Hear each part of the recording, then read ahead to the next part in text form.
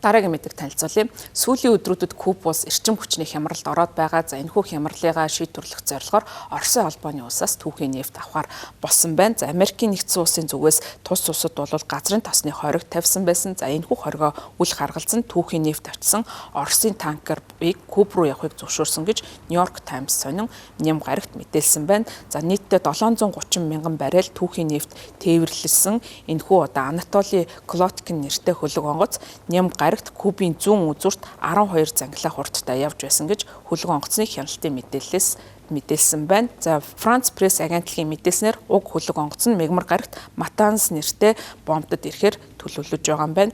Америкийн нэгдсэн улсын ерөнхийлөгч Дональд Трампын хувьд өмнө нь баримталж байсан бодлогын чиглэлээ өөрчилж байгаа. За түүний хувьд Куб руу газрын тос оруулахыг зөвшөөрөхдөө зарим нэгэн одоо саад бэрхшээл байгааг онцолсон байна. За тэрээр хэлэхдээ хэрв аль нэгэн улс Куб руу газрын тос илгээхийг хүсэж байгаа бол Орос эсэх нь надад ямар ч хамаагүй гэдгийг Reuters агентлагт хэлсэн. За түүний хувьд Air Force One буюу ерөнхийлөгчийн онгоцон сууж явах үедээ хэвлэл мэдээллийн төлөөлөгчтэй уулзаж энэхүү одоо мэдээллийг хийсэн.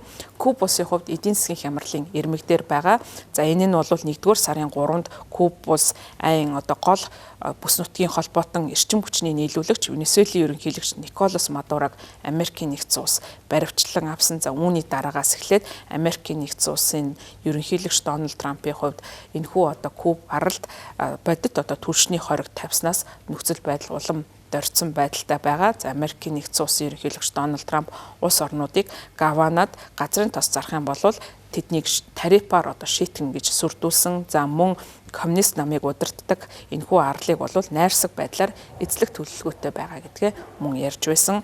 За харин Оросын холбооны улсын далбайтай танкер 1-р сарын 9-ноос хойш Куб руу анхны газрын тос тээвэрлэхээр болсон юм байна. За энэхүү одоо тээвэрлэлт нь эрчим хүчний хомсдлыг арилгахад чухал нөлөөлөл үзүүлж байгаа. За тус арлын хувьд бол нийтдээ 9.6 сая оршин суугч нь хэд хэдэн шөнийн туршид бол огт гэрэл гэгээгүй хав харанхуйд амьдарч байгаамаа. За энэхүү Анатолий Клоткин нэртэй хөлөг онгоц 3 сарын 8-нд Оросын Приморск бомбтоос хөдөлсөн байна. За Их Британий хатан хааны цэргийн хүчин 3 дугаар сарын 19-нд гаргасан мэдээлэлтэй тус танкерын хөдөлгөөний талаар мэдээлсэн байна. За HMS Hershey байлдааны онгоц болон Wild Kate нэртэй нисдэг тэргийг бол энэхүү одоо хөдөлгөөнийг нь ажиглах зорилгоор илгээсэн байсан юм байна. За Британий тэнгисийн хүчин Оросын тэнгисийн цэрэг хөлөг онгоцны танкерыг Английн суугаар дагуулan явж 2 хөлөг онгоц Ла-Маншийн баруун үзүүрт салсан. За танкер Атлантын далай руу өргөжлүүлэн хөдөлсөн гэж мэдэгдсэн.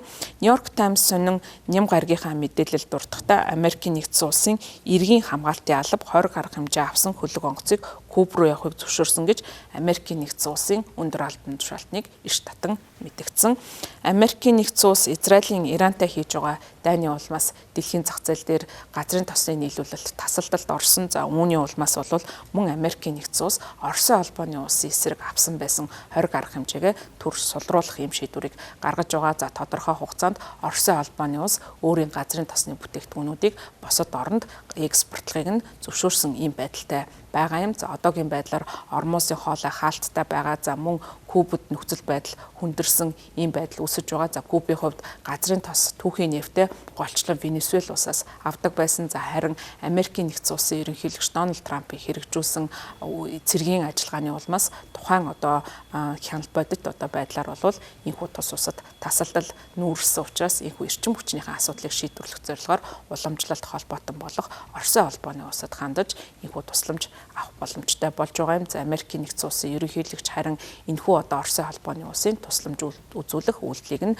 зөвшөөрсөн ийм байдалтайгаар тухайн асуудалд хандаж байна.